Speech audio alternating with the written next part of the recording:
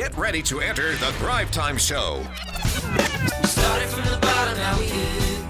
We started from the bottom and we'll show you how to get here. Started from the bottom, now we here. We started from the bottom, now we here. We started from the bottom, now we're on the top. Teaching you the systems to get what we got. Colton Dixon's on the hooks, I break down the books. Z's bringing some wisdom and the good looks. As the father of five, that's why I'm a dive. So if you see my wife and kids, please tell them hi. It's the C&Z up on your radio. And now 3, 2, 1, here we go. We started from the bottom, now we here. We started from the bottom and we'll show you how to get. We are here with Deidre Detterman, and I have the honor of harassing you here for a while. And Deidre is a very renowned PR marketing consultant, has clients all over the country, and has started a couple businesses and has subsequently sold those, and has just a lot of energy, a lot of wealth and knowledge. I'm excited to just try to drain your brain of some great info here. So well, I'm excited to be here. Today we're talking about avoiding the self-employment trap. Okay. Always building a business model that is scalable and duplicatable. Mm-hmm. And so the only reason for building a business, in my mind, is to solve a problem for the customer in a profitable way so that you can make enough money to achieve your dreams. I'm going to repeat. The only reason for building a business is to solve a problem for a customer in a profitable way so that you can make enough money to achieve your dreams. Being poor because you have a stupid business model is nothing to be proud of. Example, I've done this. So if you start a business using your big idea, you know, if you start a business, you want to take your big idea and ask yourself, how many transactions will I have to do on an annual basis to hit my goals? Right. So I'm going to real quick draw a dysfunctional business on the board, and then I just want to maybe point out this, okay? And I'm gonna pick on a guy that I don't know. It's based on a guy I know, but we're gonna call him Greg, okay? So Greg has this box. We'll call his business box. And Greg is a graphic designer. Okay. And so what Greg does is Deidre calls and she says, hey, how much are your business cards? Mm-hmm. And Greg wants to get every deal. So Greg says, well, I'll do a business card for you for $25. Mm-hmm. And you're going, all right, yeah. So then Deidre buys the cards from Greg. Well, then Clay is cheap. I'm cheap. I come in, I say, hey, friend, do you know if anybody can build business cards cheap? Yeah. And you're like, yeah, Greg. So you then, you refer me to Greg. I'm going to Greg now. Yeah. Then what happens is that I'm having a good old time. I'm working with him, and then he charged me $25. Well, then my good buddy, he's pretty intense. My website optimization buddy, Clarence. Yeah. Clarence comes in and Clarence says, Clay, do you know of anybody that can make cards cheap? And I say, $25. And he says, no. I'm talking about cheap. I said, well, okay, I'll see. So Greg says, I'll do it for $20. Mm-hmm. Well, now we start telling each other and telling other people. Now we have hundreds of humans all over just going to Greg. And we're like, oh, Greg's the boss. I'm paying $20. These are great. Now, Greg in here is working now 80 hours a week. I mean, this guy is not sleeping. He looks like this in the mirror. He's just so tired. He's looking upset. Yeah. And he's not making any money. Right. Because he's only making $20 per card. He's working 80 hours a week. And maybe Greg is only paying himself right now, after paying everybody, he only pays himself $15 an hour. Yeah. So now our main man, Greg, is making like $1,200 a week. He's not sleeping, and he has built himself a trap. Right. So let's see if Greg gets out of the trap.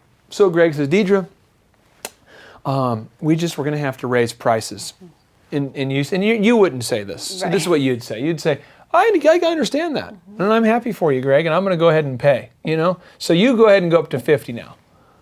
You tell me, and I'm like, I'm out, Greg. You were Greg's cheap cards. Are you going to change your website? What else are you going to change on me, Greg? I don't even know you anymore, And then Clarence, he says, I'm peacing out. I'm done. This guy says, I know, Greg, boo, Greg. This guy says, boo. People go online and write, Greg has lied about his pricing.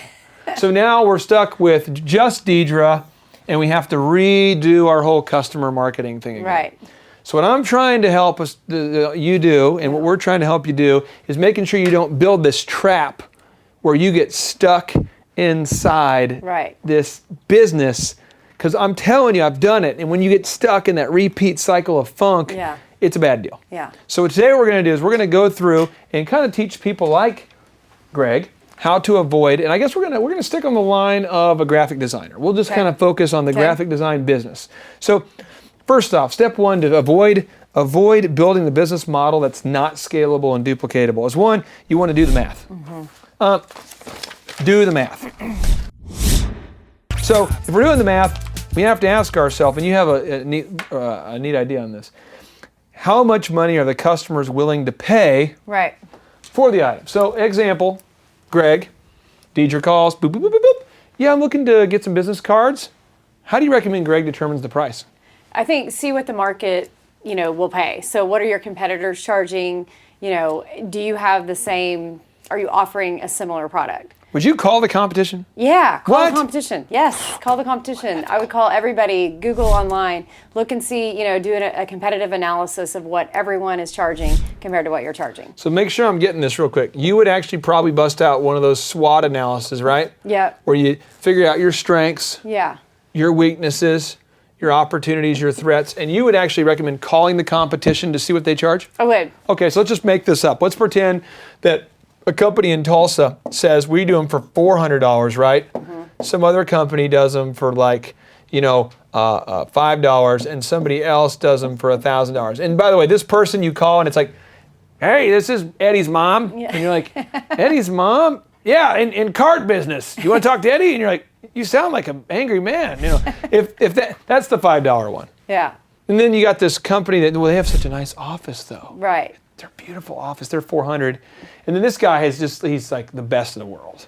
How would you price there? How do you do? A lot of it's trial and error. I mean, that's what we did with advertising is kind of what the market is paying. What is your niche? Can you offer something different? Do you have some, uniqueness about your cards? Is there something, you have 20 years experience doing graphic design or, use a special paper, or is there something that sets yourself apart? If so, I would charge to that. So you're going to try to find a differentiator? You need a differentiator, competitive analysis, and then differentiator on your product compared to everyone else. And I want to make sure that the word differentiator really makes sense to people, okay? Differentiator. The differentiator, if you look this up, what it means is it's basically how you're different from the competition, how you're different. So maybe I'm just going to go through some companies, so maybe you can point out what a differentiator is. Like it seems like Chick-fil-A, the differentiator is great service. Right. Quality food, great service. Quality food, the fun play area. Yeah. It seems like Starbucks, the differentiator is what? Like the music and the... Yeah, I think just the ambiance there that they've created. That was a word I did not know about 10 years ago. Okay. So Southwest Airlines, their thing is there's no charging for bags. And, right. I mean, so what's your difference maker, right? And maybe the card guy, can he deliver? Does he deliver the cards? Ooh. Make him and deliver. That's taking it one step further. It's convenience. My name's Greg, and I deliver. I deliver, folks. Bam. Okay, so that's his difference right there, okay? Awesome quality. He delivers. He's not going to charge, this person charges $1,000. Yeah. This person charges $5. This person charges $400. Deidre, what should we do? And it depends on where his experience is compared to them. Did he just start? He just started. He just new in the market? Greg just started. Then he needs to be lower than the top guy. He needs to be lower, but he doesn't need to be $20. I always ask my clients, what does it take for you to get up and get out the door every day? You're getting a babysitter for your kids. You're working. What does it take for you to do that? What is that number? What should Greg do right now? What number? He needs to double it. I would say at least. I mean, if he's $20 an hour, the next guy is $40, double or triple it. Okay. And he's going to lose a few, and that's fine. But the new ones that come in, he'll set the precedence. And if he has happy customers, if you're happy at 20, you'll pay 40 because the alternative is. So maybe we say Greg charges now $100 for the card. Yeah. Is that okay? That would be good. Okay, so Greg charges $100. Greg, congratulations. Making 5 times more, but still less than the competition. Now, so you figure out how much the customers are willing to pay. That's the first thing. Then we got to figure out how many hours does it take to produce these wonderful cards. Mm-hmm. Now, here's the trick here. You mentioned it. You said, are you going to pay yourself $20 an hour? Right. We have to ask ourselves, how much time does it take to do the work? So, Greg, if it takes you, 6 hours to make those cards, right. You're paying yourself $15 an hour. Yeah. If you do it in 5 hours, that's $20 an hour. Right. So we need to ask ourselves. So if you're watching this right now, you have to ask yourself that question. Right. How much is the customer willing to pay? And how many hours does it take to produce your product or service, right? Now on to the next one is how many clients can you service in a week? Right. So under Greg's model, if our main man Greg, if every time that you deliver cards for $100 up here, okay, $100, this is what, $100. If every time you do those $100 cards, if it takes you all day, Greg, to make those sweet cards, the most you can make in a week would be, is it 600? I mean, you work 6 days a week or 5? 5, yeah. So, Greg, I mean, the most you can make right now is $500 if that's what you charge per. So we need to ask ourselves that. So Right. let's just pretend, Deidre, that you were the owner of Greg's. So it's a weird deal. You did a hostile takeover. You're now in Right. charge of Greg's. And you knew the most you could make is 500. Right. Real talk. What would you do? He needs to get faster. Faster. You get faster. Get faster Oh. or hire somebody that he can have, that helps, that maybe is not making $100 an hour, someone that can help him that has the skills, but Hopefully I'm helping somebody here, but I met a guy years ago who's chronically underemployed, living with the parents, rocking almost 40. Yeah. Almost 40, living with mom and dad, rough deal. And I talked to him, he's a very creative guy. And he always man, for me, like when I can do a card, I pour my heart into it. I don't want anything out there with my name on it. I'm like, well, your name's not on it. It's in our company. Well, the thing that I made, unless I just love it. So sometimes it takes me a week to make a card. And I'm going, well, you're going to have to charge. You have to either charge $1,000 for every card, Right. or go faster. Right. Right? That's it. Right. It's Right? hard with creativity, I know. Yeah. Pump it out. Once dealt with a business where the maximum number of products they could make in a week was 8, and they refused to charge more than $500 per item. So it's like, well, then you have to make more Right. or charge more. There's no real. Right. So this is how it works here. This is the brass tacks. So then we go in here and we say, how many hours does it take to do that? We got into that. And now we're going into the monthly expenses because Greg, there's expenses. Right. So I'm going to go ahead and I'm going to kind of make a new slide here. Let's see if I can do it.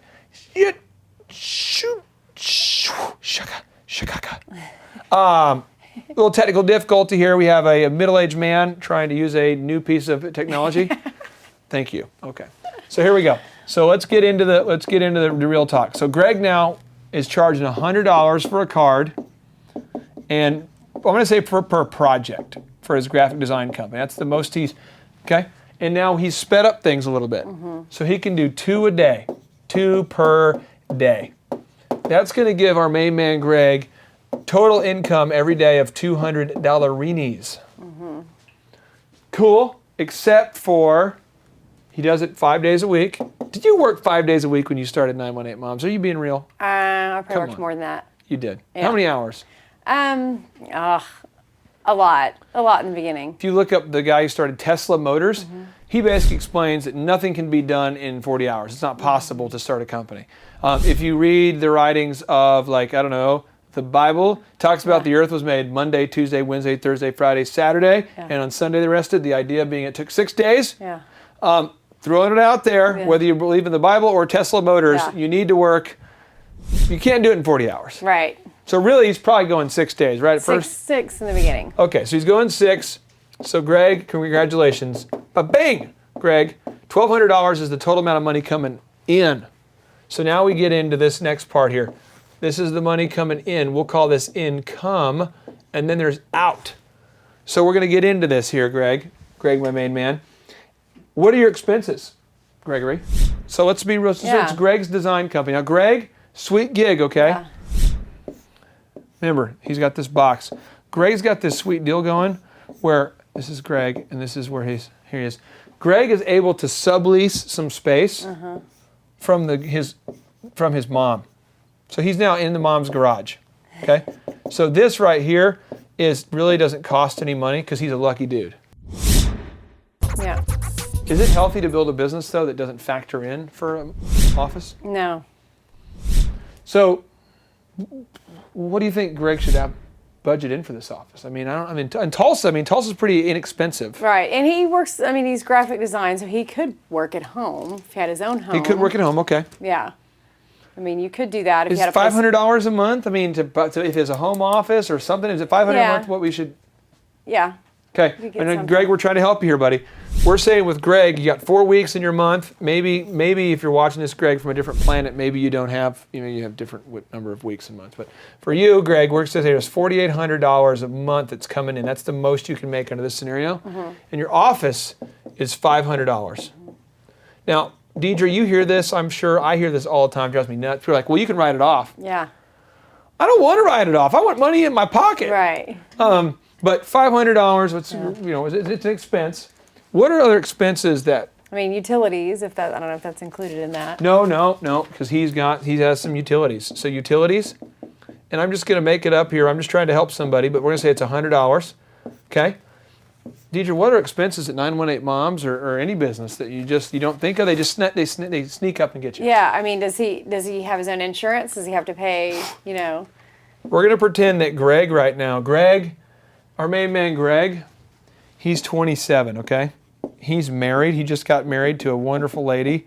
Weird deal. Her name was Sarah, but she spells it with an H, but you just don't say that part. You don't say that. So that's Sarah. He married Sarah. She's 27. They're married. They don't have any kids yet. Insurance. So he's got to spend some money on insurance, right? Yeah.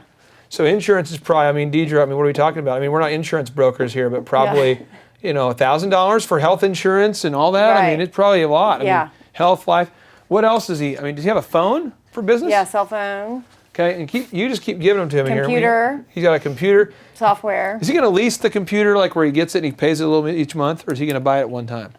Probably buy it one time, I would think. Greg, I'm going to pretend for some reason you don't have any cash right now, and I've been there, buddy. I bought a computer from Micron. It's out of business now for like $6,000. I didn't know you could lease. Yeah, you can do. I had no money. It was a bad deal. So let's go ahead and say you got a sweet deal. You're paying $29 a month for your computer, and then your software and all your hoo-ha. You're going to drop another $100 a month for all that. Your phone, is another $100. So we add this up, Greg, listen to me, Greg. You have 1,000, 1,500, 1,600, 1,700, 1,800. Yeah. All of a sudden, Greg, you're out right now, my main man. You're out $2,000. So now, Deidre, we're in business, and at the end of the month, we only have $2,800 to take Super Sarah to the grocery store. Right. To pay for. It's not really cool living in your mom's garage. And she's like, "Can we move, somewhere else?" And you're like, "No, baby, we're gonna live in mom's garage." And she's like, "Greg, go to bed, Greg." And you're like, "Sorry, mom." So you got this whole dynamic going on, and you only have $2,800. So if that's you, Yeah. do you then raise your prices, or what would you do, Deidre? He needs to offer more products to those same people. So he does cards. What else can he do to the same client? Okay. So now, Greg, you're going to go from cards to offering what else we could do? Maybe like a brochure? Brochures. Okay. Yeah, any print piece. Print pieces, Website design. website design. You could do handwriting classes. No, okay. Cards, brochures, web, print.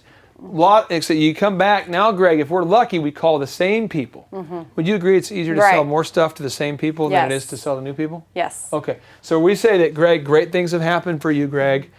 Boom, dude. Now, through a miraculous turn of events, you've now doubled your income because you listened to Deidre's super sales system. And you've called your clients not to sell, but to find more problems you can solve. Right. Right. So let's just pretend for a second that you had to call me and I'm a client of yours. Okay. What kind of stuff do you say to me to see if there's more things I want to buy? Yeah, I think asking what other services they use with a graphic designer. Okay. And if they've been happy with your work, can you, take care of those services as well? Okay, so you're like, hey, hey, Greg, yeah, this is, Clay, I want to call and see. It's weird I'm calling Greg to sell Greg, but just work with me, Greg. But I call him, hey, so are you happy with the work? Yeah, I am. Hey, I wanted to tell you, we also offer web design and brochures. Is there anything else you need right now, or are you all good? Are you good? Well, I do have a trade show coming up. Okay, well, ching. Yes. Why don't we help you with your brochures, your banners, Yeah. So that required some sales. Right. Yes. So again, if you're starting a business, you got to do that Yes. sales thing, okay? Now, let's talk about this. How much money can Greg possibly make? Under this model, the most money that Greg can make in a month after it's all said and done, the most profit that he can have is $7,600. And what we have to ask ourselves is that enough money? To reach his goals. To reach your goals, which in theory you've written down and you know what they are. Right. And this is the game, right? Right. Are we in the game? Yeah. This is what we keep Yeah. going. Then Greg has a baby. Now expenses go up. Now we got to bring in more, and it's just this. Cycle, yeah. And do you enjoy this cycle? I do. Okay, all right. Yeah, okay. And see, as an entrepreneur, you have to enjoy this, because if you don't, you're kind of up for a rough spot. That's why there's this fallacy of, I'm a good designer and screw the boss, I'm going to leave and start my own company. Yeah. That's why there's so many like borderline homeless designers. Yeah. It's because just because you are good at designing doesn't mean you're going to be good at running a company. Right. Because this is the game. The overhead and everything you have to pay. Yeah. So let's get into this here. If you're going to start to hire staff, how much money is available to pay staff right now, Deidre? I mean, you got 7,600 that's here, coming in, 2,000 going, or 9,600 coming in, 2,000 coming out, 7,600 is our total profit. How are we going to pay somebody? I mean, I only have $7,600 to pay myself, Sarah, to get my mom a gift so I can keep living in that garage. How am I going to, maybe I pay for landscaping for my mom, and whatever I can do to stay in that sweet garage long term. How do I pay somebody, Deidre? Because you did it. How do you do it? I think you have to look at like a profit and loss statement that shows every, bit of income that's going out, every bit that's coming in, projecting where your business is going to go, and then hire people.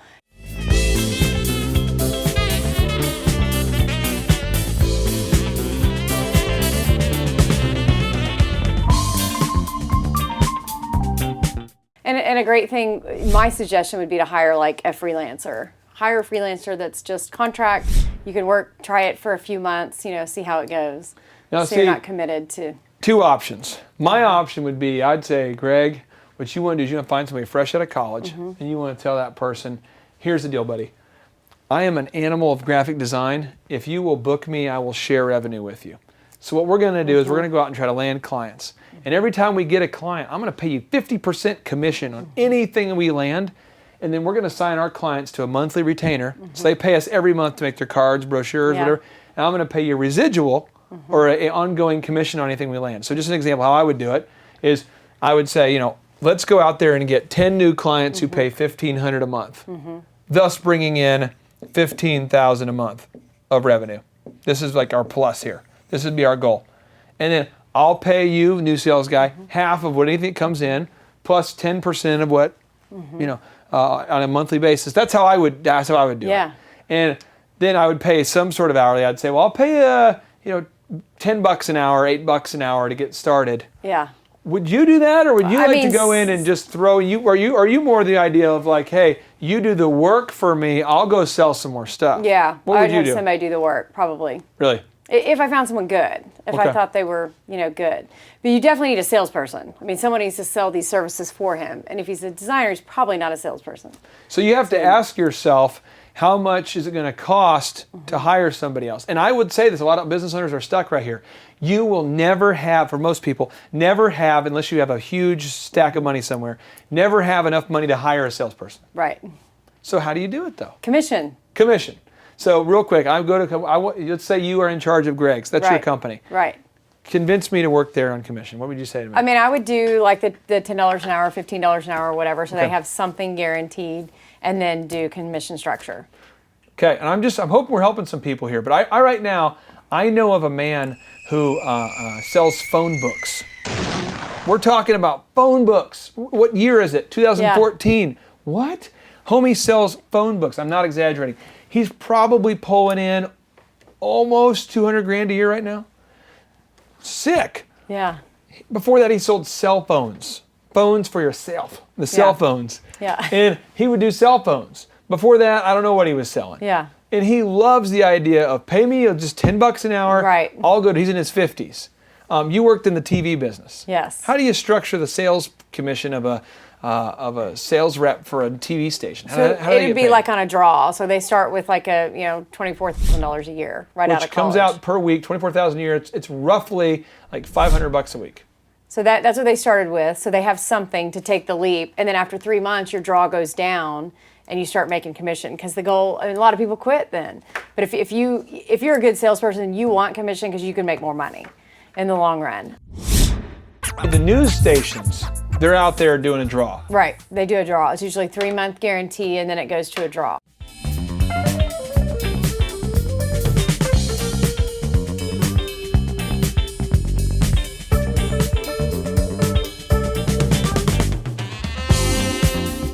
I hope I'm helping somebody. I have a guy I work with in the insurance business, and I work with him, and he owns his own, location. He's got a lot of, overhead. He owns his own agency, and he's always trying to hire staff. And he's like, "Well, it's going to take at least $50,000 a year to hire a good person." I say, "No. Yeah. Commission. Right. With a base. Yes. And anybody who's motivated, to do a job for commission, is the person you want to hire. Exactly. Anybody who's like, well, I want a big salary and I don't Right. want commission, then you're like, you're probably not going to sell anything, are you? Right. Exactly. Because the commission person thinks, what's the upside? And I think you make the commission high. If you're not paying much of a base or you don't have that, make the commission higher. Okay. I've talked to people all the time, they'll say, make it 30, 40%. And the business owner doesn't want to pay that much. They think, well, that's coming out of my pocket, but it's more than you had yesterday. Yeah. Right? They're making sales for you. So I wouldn't be scared to pay a high commission. So I'm going to, just so we don't lose this thought here, I'm going to kind of do a little bit of adjustments here to our super chart. So let's just look at it for a second. I think it's really, really important that we mine into this. And Deidre, I heard you say that, a lot of people don't want to pay that much commission. And you're saying, hey, that's more than you made last month. So let's get into it for a second. So let's say right now that Greg is making $9,600 a month. He has total expenses of $2,000 after paying everybody. He ends up keeping $7,600 a month. Okay? So he has $2,000 expenses. That's his total income there. Under the commission model, let's say we paid $10 an hour. It's $400 a week.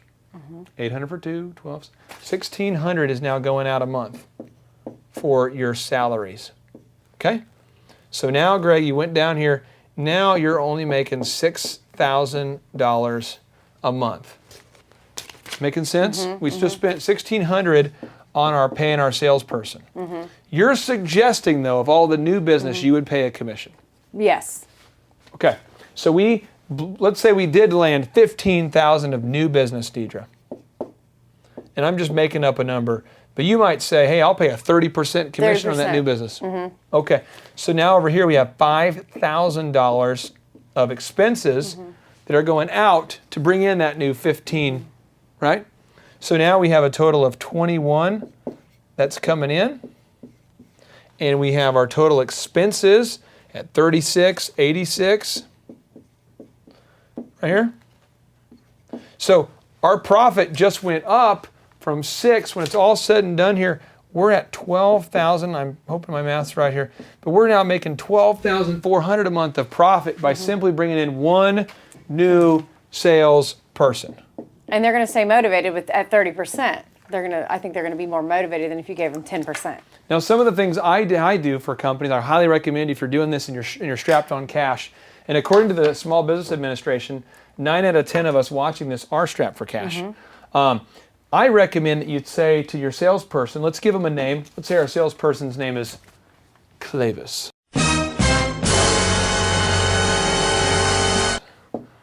Okay, so our salesperson is Clavis.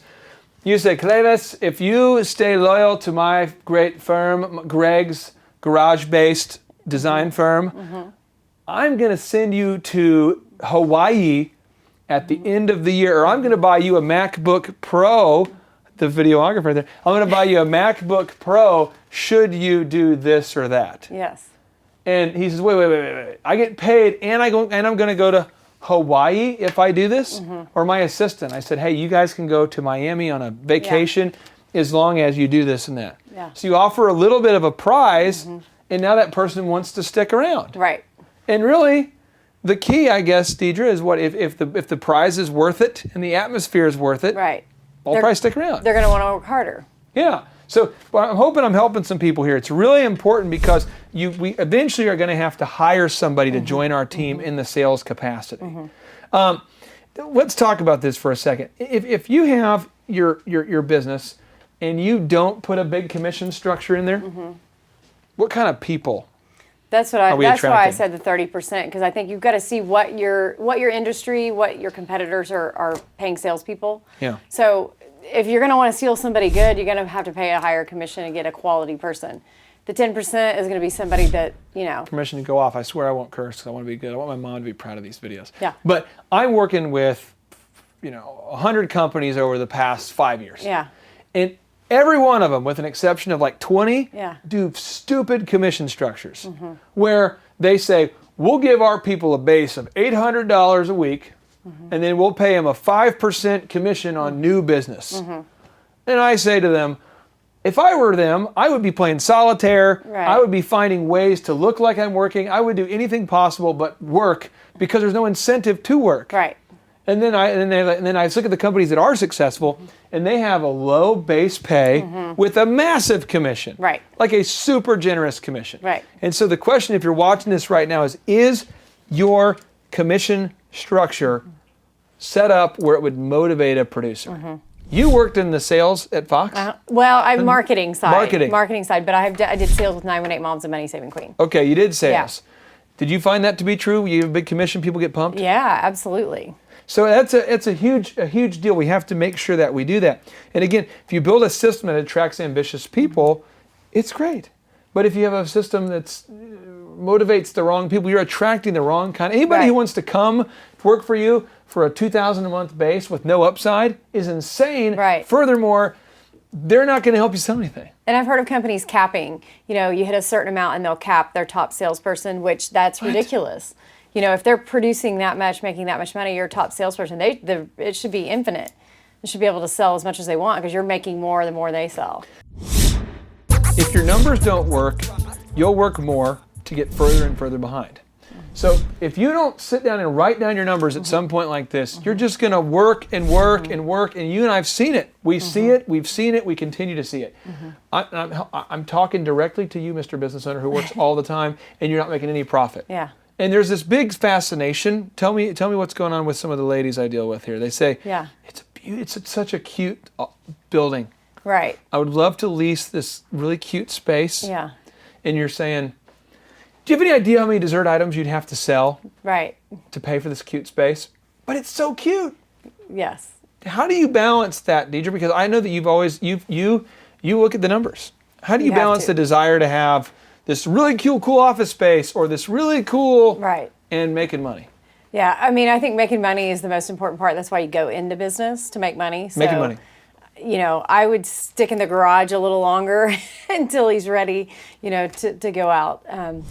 You don't want to strap yourself. And a cute building's great, but you've got to have the money to do it. Now we get into the scalable and duplicatable part. We have to build a business that other people can do. If we have a business where if Greg is the only person that can design there, right? Let's just say this new guy's bringing in a ton of business. So the new guy's bringing in a ton of business.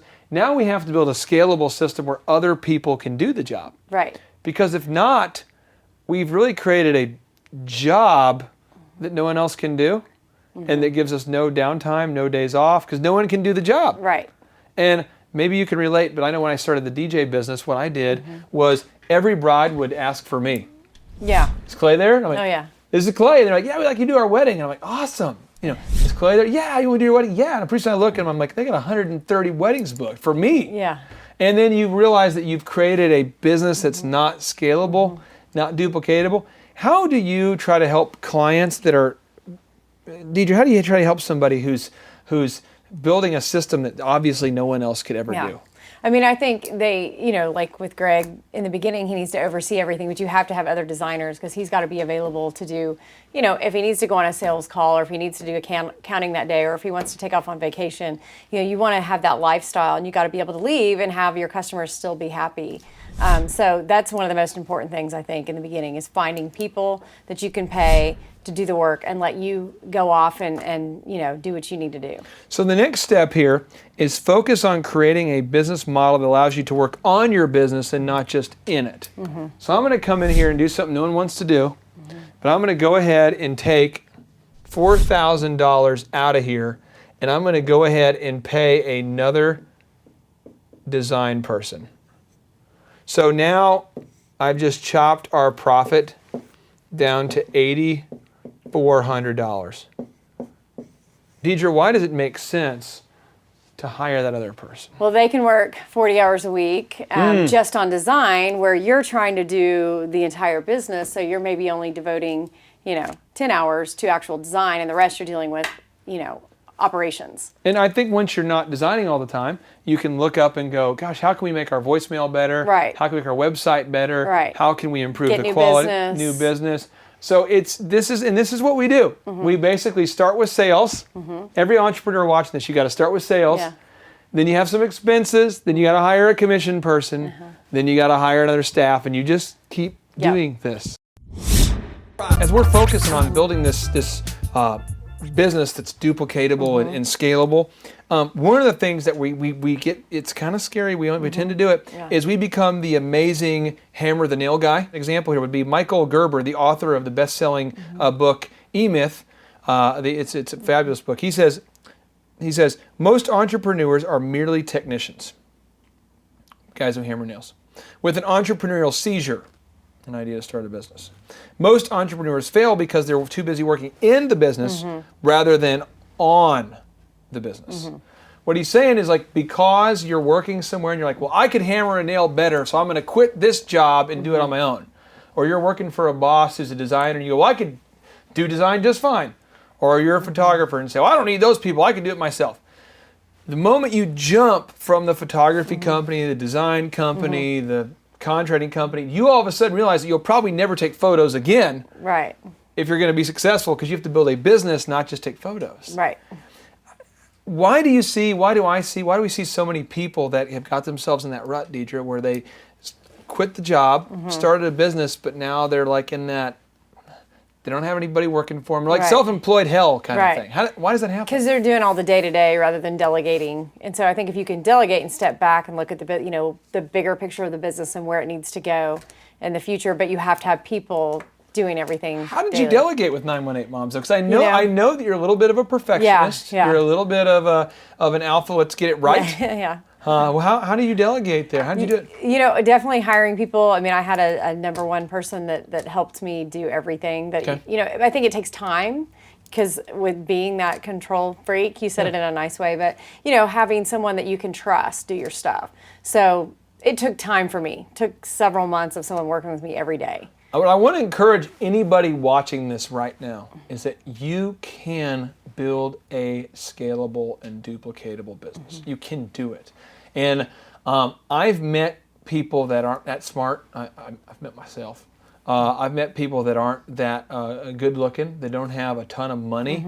But it seems like at the core, they all have that energy, that passion, and they all have the end in mind. They began with the end in mind. They've decided from the day one, I'm going to build something that's going to be scalable, duplicatable. They're not going to build this business where I'm the one who does everything. Right. And it seems like that's a common thread. Yeah. Is there any other thing that you would encourage somebody out there who's maybe struggling right now because they want to build a business that grows, but for some reason they just can't seem to, they can't seem to duplicate it? Is there any other encouragement you want to give? I mean, I think finding the right people you can trust so you can step back is probably like the first thing to be able to delegate. Find those people. And if you get stuck or you have any questions, definitely I would encourage you to watch this over and over, because it is a game, as you mentioned. I love that you said that. But it all starts with sales. Right. You've got to sell something before anything else matters. But Deidre, I appreciate your time. Yes, thank you so much. And video guys, thank you for filming and photoshopping me later. Jedi Master. All right, JT, so hypothetically, in your mind, what is the purpose of having a business? To get you to your goals. So it's a vehicle to get you to your destination. Whoa. And would you need profits to get there? I mean, is when you have a business that's successful, in your mind, in your expert opinion, would you need profits to get you to your goals? Yeah, because if you have a $15 million business, but you have $15 million of expenses, it's kind of pointless. Holy crap! All right, so the question I would have here for you, if you could take 10 minutes or less and see if you could save $3,000 a year by reducing your credit card fees, would you do it? Yes, absolutely. Holy crap! crap. Why would somebody out there who's listening right now who has a sane mind, why would they not go to thrivetimeshow.com/credit-card, thrivetimeshow.com/credit-card to schedule a 10-minute consultation to see if they can reduce their credit card fees by at least $3,000 a year? Why would they not do it? Yeah, why would they not do it? Maybe because they didn't understand how you said the website. This tree is a symbol of the spirit of the Griswold family Christmas. No, that's clear. Okay, so that could be true. So I would encourage everybody to check out thrivetimeshow.com/credit-card, thrivetimeshow.com/credit-card. What would be another reason why someone would not be willing to take 10 minutes to compare rates to see if they could save $3,000 or more on credit card fees? Maybe they think it is a waste of time and that it won't. It's not possible. There's somebody out there that's making more than $3,000 every 10 minutes, and they're like, nah, that's not worth my time. We getting there, right money. We getting there, right money. There's probably someone out there Okay. that would think that. Well, I'll just tell you, folks, if you're out there today and you're making less than $3,000 per 10 minutes, I would highly recommend that you go to thrivetimeshow.com/credit-card because you can compare rates, you can save money. And, you know, the big goal, in my opinion, of building a business is to create time freedom and financial freedom. And in order to do that, you have to maximize your profits. Holy crap. Now, one way to maximize your profits is to increase your revenue. Another way to do it is to decrease your expenses. It's a profit deal. That takes the pressure off. JT, is there any other reason why somebody would not be willing to take 10 minutes to compare rates to see if they could save a total of $3,000 a year on average? I am at a loss and I cannot think of any other. Shampoo is better. I go on first and clean the hair. Conditioner is better. I leave the hair silky and smooth. Oh, really, fool? Really? Stop looking at me, Swan. Well, let me tell you a good story here real quick here. I actually, years ago, compared rates with this company here called IPS. It's Integrated Payment Services. And I scheduled a consultation. I don't know that I was skeptical. I just thought, whatever, I'll take 10 minutes. I'll compare rates. I can't tell. You can tell me I'm a doctor. No, I mean, I'm just not sure. But can't you take a guess? Well, not for another 2 hours. You can't take a guess for another 2 hours? And in my particular case, I save over $20,000 a year. Holy crap. Wow. Which is, like groceries when my wife goes to the organic stores. Find everything you need today? Yeah. Great. Okay. Oh, God. No. Everything okay, ma'am? It's just that you've only scanned a few items and it's already $60. I'm so scared. Okay, I'm a trained professional, ma'am. I've scanned a lot of groceries. I need you to stay with me. It's just that my in-laws are in town and they want a charcuterie board. This isn't gonna be easy, so I need you to be brave, all right? What's your name? Patricia. Trisha, all right. I need you to take a deep breath. We're about to do the cheese. You know, that's the difference between eating grocery. organic and not organic. So because my wife eats organic, I had to take the 10 minutes needed to compare rates to save the $20,000 a year on credit card fees just for one of my companies. One question. What's the brand name of the clock? The brand name of the clock, Rod. Do we have it? Name of the clock. It's an elegant from Ridgeway. It's from Ridgeway. Let's buy Buy the clock. and sell the fireplace. So I encourage everybody out there, go to thrivetimeshow.com/credit-card. You schedule a free consultation, request information. A member of our team will call you. They'll schedule a free consultation. It should take you 10 minutes or less. And they're going to compare rates and see if they can't save you more than $3,000 a year off of your credit card processing. You were hoping what? I wouldn't owe you money at the end of the No, day. you don't owe us money. Because at the end of the day, the goal of a business is to create time freedom and financial freedom. In order to do that, you need to create additional profits.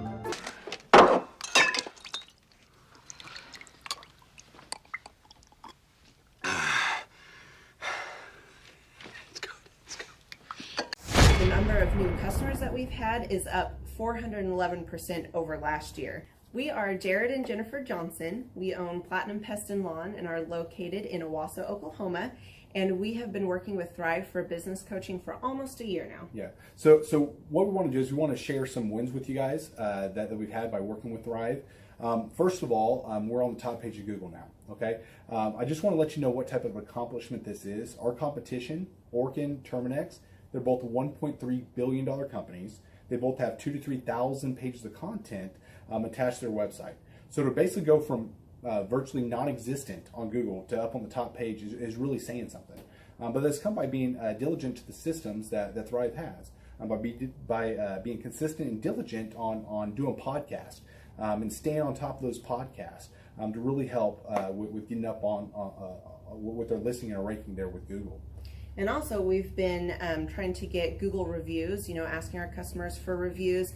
And now we're the highest rated and most reviewed pest and lawn company in the Tulsa area. And that's really helped with our conversion rate. And the number of new customers that we've had is up 411% over last year. Wait, say that again. How much are we up? 411%. Okay, so 411% we're up with our new customers. Amazing. Right. So not only do we have more customers calling in, we're able to close those deals at a much higher rate than we were before. Right now, our closing rate is about 85%, and that's largely due to, first of all, like our Google reviews that we've gotten people really see that our customers are happy, but also we have a script that we follow. And so when customers call in, they get all the information that they need. That script has been refined time and time again. It wasn't a one and done deal.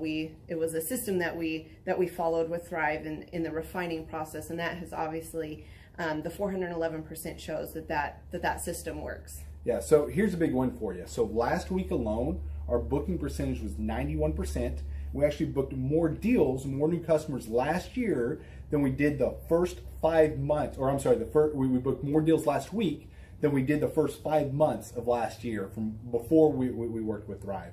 So again, we booked more deals last week than the first 5 months of last year. And it's incredible. But the reason why we have that success is by implementing the systems that Thrive has taught us and helped us out with. So. Some of those systems that we've implemented are group interviews. That way we've really been able to come up with a really great team. We've created and implemented checklists. That way everything gets done and it gets done right. It creates accountability. We're able to make sure that everything gets done properly, both out in the field and also in our office. And also doing the podcast, like Jared had mentioned, that has really, really contributed to our success. But that, like I said, the diligence and consistency in doing those and that system has really, really been a big blessing in our lives. And also, it's really shown that we've gotten the success from following those systems. Yeah. So before working with Thrive, we were basically stuck. Really no new growth with our business. And we were in a rut and we didn't know. The last 3 years, our customer base had pretty much stayed the same. We weren't shrinking, but we weren't really growing either. Yeah, and so we didn't really know where to go, what to do, how to get out of this rut that we're in. But Thrive helped us with that. They implemented those systems. They taught us those systems. They taught us the knowledge that we needed in order to succeed. Now it's been a grind. Absolutely, it's been a grind this last year. But we're getting those fruits from that hard work and the diligent effort that we're able to put into it. So again, we were in a rut. Thrive helped us get out of that rut. And if you're thinking about working with Thrive, quit thinking about it and just do it. Do the action, and you'll get the results. It will take hard work and discipline, but that's what it's going to take in order to really succeed. So we just want to give a big shout out to Thrive, a big thank you out there to Thrive. We wouldn't be where we're at now without their help. Hi, I'm Dr. Mark Moore. I'm a pediatric dentist. Through our new digital marketing plan, we have seen a marked increase in the number of new patients that we're seeing every month, year over year. 1 month, for example, we went from 110 new patients the previous year to over 180 new patients in the same month. And overall, our average is running about 40 to 42% increase month over month, year over year. The group of people required to implement our new digital marketing plan is immense, starting with a business coach, videographers, photographers, web designers. Back when I graduated dental school in 1985, nobody advertised. The only marketing that was ethically allowed in everybody's eyes was mouth-to-mouth marketing. By choosing to use the services, you're choosing to use a proven turnkey marketing and coaching system that will grow your practice and get you the results that you're looking for. I went to the University of Oklahoma College of Dentistry, graduated in 1983, and then I did my pediatric dental residency at Baylor College of Dentistry from 1983 to 1985. Hello, my name is Charles Kolaw with Kolaw Fitness. Today I want to tell you a little bit about Clay Clark and how I know Clay Clark. Clay Clark has been my business coach since 2017. He's helped us grow from 2 locations to now 6 locations. We're planning to do 7 locations in 7 years and then franchise. And Clay has done a great job of helping us navigate anything that has to do with like running the business, building the systems, the checklists, the workflows, the audits, how to navigate lease agreements, how to buy property, how to work with brokers and builders. This guy is just amazing. He's this kind of guy has worked in every single industry. He's written books with like Lee Crockrell, head of Disney, with the 40,000 cast members. He's friends with like Mike Lindell. He does Reawaken America tours where he does these tours all across the country where 10,000 or more people show up to some of these tours. On the day-to-day, he does anywhere from about 160 companies. He's at the top. He has a team of business coaches, videographers, and graphic designers and web developers, and they run 160 companies every single week. So think of this guy with a team of business coaches running 160 companies. So in the weekly, he's running 160 companies. Every 6 to 8 weeks, he's doing Reawaken America tours. Every 6 to 8 weeks, he's also doing business conferences where 200 people show up, and he teaches people a 13-step proven system that he's done and worked with billionaires, helping them grow their companies. So I've seen guys from startups go from startup to being multimillionaires, teaching people how to get time freedom and financial freedom through the system. Critical thinking, document creation, putting it into organizing everything in their head to building into a franchisable, scalable business. Like one of his businesses has like 500 franchises. That's just one of the companies or brands that he works with. So amazing guy, Elon Musk kind of like smart guy. He kind of comes off sometimes as socially awkward, but he's so brilliant and he's taught me so much. When I say that, like Clay is like, he doesn't care what people think when you're talking to him. He cares about where you're going in your life and where he can get you to go. And that's what I like most about him. He's like a good coach. A coach isn't just making you feel good all the time. A coach is actually helping you get to the best you. And Clay has been an amazing business coach. Through the course of that, we became friends. I was really most impressed with him is when I was shadowing him one time. We went into a business deal and listened to it. I got to shadow and listen to it. And when we walked out, I knew that he could make millions on the deal. And they were super excited about working with him. And he told me, he's like, I'm not going to touch it. I'm going to turn it down because he knew it was going to harm the common good of people in the long run. And the guy's integrity just really wowed me. It brought tears to my eyes to see that this guy, his highest desire was to do what's right.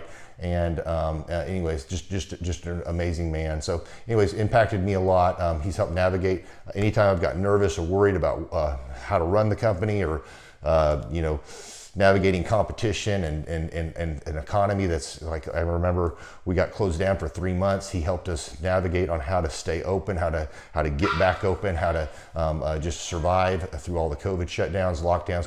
I'm Rachel with Tip Top Canine, and we just want to give a huge thank you to Clay and Vanessa Clark. Hey guys, I'm Ryan with Tip Top Canine. Just want to say a big thank you to Thrive 15. Thank you to Make Your Life Epic. We love you guys, we appreciate you, and really just appreciate how far you've taken us. This is our old house, right? This is where we used to live a few years ago. This is our old neighborhood. As you can see, it's nice, right? So this is my old van and our old school marketing, and this is our old team. And by team, I mean it's me and another guy. This is our new house with our new neighborhood. This is our new van with our new marketing, and this is our new team We went from 4 to 14, and I took this beautiful photo.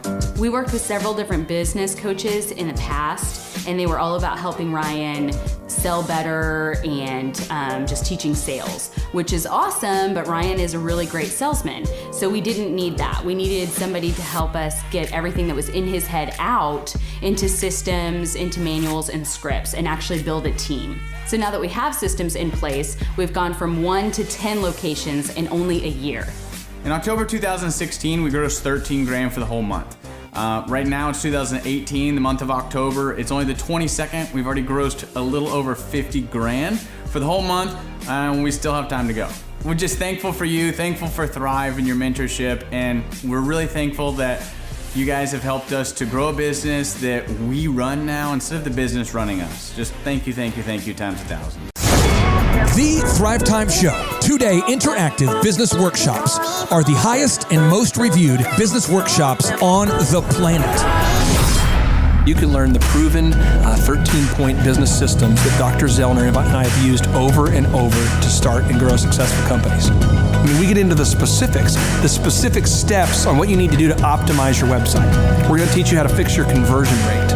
We're going to teach you how to do a social media marketing campaign that works. How do you raise capital? How do you get a small business loan? We teach you everything you need to know here during a 2-day, 15-hour workshop. It's all here for you. You work every day in your business, but for 2 days you can escape and work on your business and build these proven systems so now you can have a successful company that will produce both the time freedom and the financial freedom that you deserve. You're going to leave energized, motivated, but you're also going to leave empowered. The reason why I've built these workshops is because as an entrepreneur, I always wish that I had this. And because there wasn't anything like this, I would go to these motivational seminars, no money down, real estate, Ponzi scheme, get motivated seminars, and they would never teach me anything. It was like you went there and you paid for the big chocolate Easter bunny, but inside of it, it was a hollow nothingness.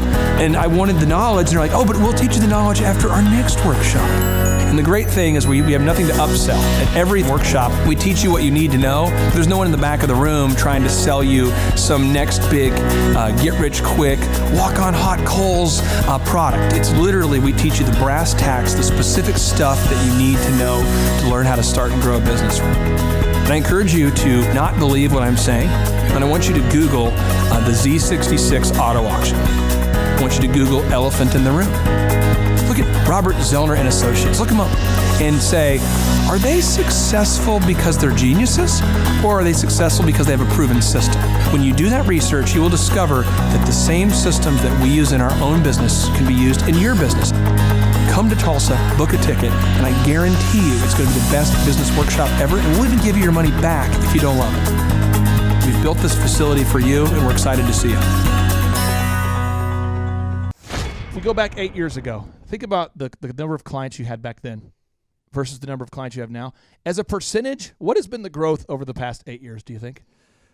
We got to inspire somebody out there who just doesn't have the time to listen to their calls. Okay, so Clay, it's like I would go up and down from about $10,000 a month up to about $40,000, but it's up and down roller coaster. And so now we've got it to where we're in excess of 100 clients. That's awesome. And so I would have anywhere from 5 clients to 20 clients on my own with networking, but I had no control over it. I didn't, without the systems, you're going to be victimized by your own business. For somebody out there who struggles with math, if you, let's say that your average number of clients was 30 and you go to 100, as a percentage, what is that? I have doubled every year since working with you. So I've doubled in clients, I've doubled in revenue every year. It's 100% growth every year I've worked with. Now, so I'm looking, we've been good friends 7-8 years, and I've got doubled 5 times. Which is just incredible. I mean, the first time you do it, that's one thing, but when you do it repeatedly, I mean, that's unbelievable. We're working our Blessed Assurance off this year to double. We're planning on doubling again. We're incorporating new some new things in there to really help us do it, but we are going to double again this year. I started coaching, but it would go up and down, Clay. That's when I came to you, as I was going up and down, and I wanted to go up and up instead of up and down. And so that's when it needed a system. So creating a system is you have nailed down specific steps that you're going to take no matter how you feel, no matter the results. You lean into them and you do them regardless of what's happening. You lean into them and it will give you X number of leads. You follow up with those leads, turns into sales. Well, I tell you, it's if you don't have a script and you don't have a system, then every day is a whole new creation. You're creating a lot of energy just to figure out what are you going to do. Right. And the best executives, Peter Drucker is a father of modern management. He said the most effective executives make one decision a year. What you do is you make a decision, what is your system, and then you work like the Dickens to make sure you follow that system. And so that's really what it's all about. So with a script here, we have a brand new gal that just came in working for us. She nailed down the script, and she's been nailing down appointments. Usually we try to get one appointment for every 100 calls.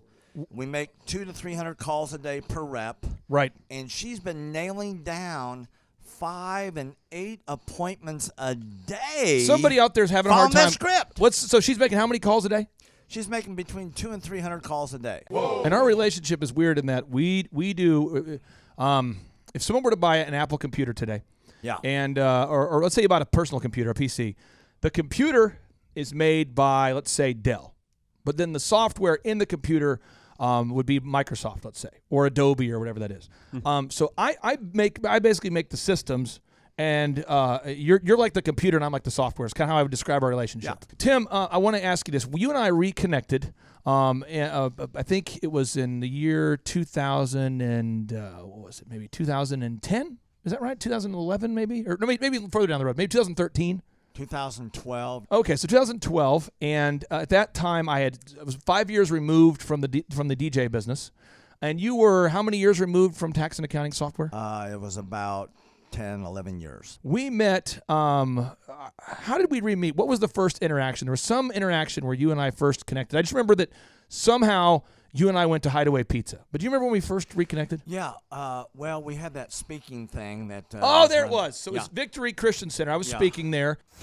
My name is Robert Redmond. I actually first met Clay almost 3 years ago to the day. I don't know if he remembers it or not, but I wasn't working with him at the time. I asked to see him and just ask him some questions to help, direct my life, to get some mentorship. But I've been working with Clay for now just over a year. The role I play here is a business coach, business consultant. I work with different businesses implementing best practice processes and systems that I have learned here by working with Clay. And the experience working here has, to put it real plainly, has been just life-changing. I have not only learned new things and have gained new knowledge, but I have gained a whole new mindset that I believe wherever I end up will serve me well throughout the rest of my life. Since working with Clay, I have learned so much. I mean, I would like to say almost everything about business in terms of the different categories. I haven't learned it all. But I've learned all about marketing. I've learned about advertising. I've learned about branding. I've learned how to create a sales process for organizations in any industry. I've learned how to sell. I've learned how to create repeatable systems and processes and hold people accountable. How to hire people. It's almost like every aspect of a business you can learn. I have learned a lot in those different categories. And then, again, the mindset that I've gained here has been huge. Working here, you can't be a mediocre person. You are a call to a higher standard of excellence, and then as you're called to that standard here, you begin to see those outcomes in every area of your life. That standard of excellence that you want to implement, no matter what you're involved in. I would like to describe the other people that work with Clay are people that are going somewhere with their life. Marshall in the group interview talks about how the best fits for this organization are the people that are goal oriented. So they're on their own trajectory, and we're on our own trajectory. And the best fits are those people where there can be a mutually beneficial relationship, that as we pursue our goals and we help the business pursue those goals, the business helps us pursue our goals as well. And so I'd say people that are driven, people that want to make something of their lives, people that are goal-oriented, they're focused, and they're committed to overcoming any adversity that may come their way. Clay's passion for helping business owners grow their businesses it's unique in that I don't know if there's anyone else that can be as passionate. Whenever a business starts working with Clay, it's almost as like Clay is running that business in the sense that he has something at stake. He's just serving them. They're one of his clients, but it's as if he is actively involved in the business. Whenever they have a win, he's posting it all over his social media. He's shouting it across the room here at Thrive. He's sending people encouraging messages. He can kind of be that life coach and business coach in terms of being that a motivator and that champion for people's businesses. It's again unique because there's no one else I've seen get so excited about and passionate about other people's businesses. The kind of people that wouldn't like working with Clay are people that are satisfied with mediocrity. People that want to get through life by just doing enough, by just getting by. People who are not looking to develop themselves, people who are not coachable, people who think that they know it all and they're unwilling to change. I would say those are the type of people. In short, anyone that's content with mediocrity would not like working with Clay. So if you're meeting Clay for the first time, the advice I'd give you is definitely come ready to take tons of notes.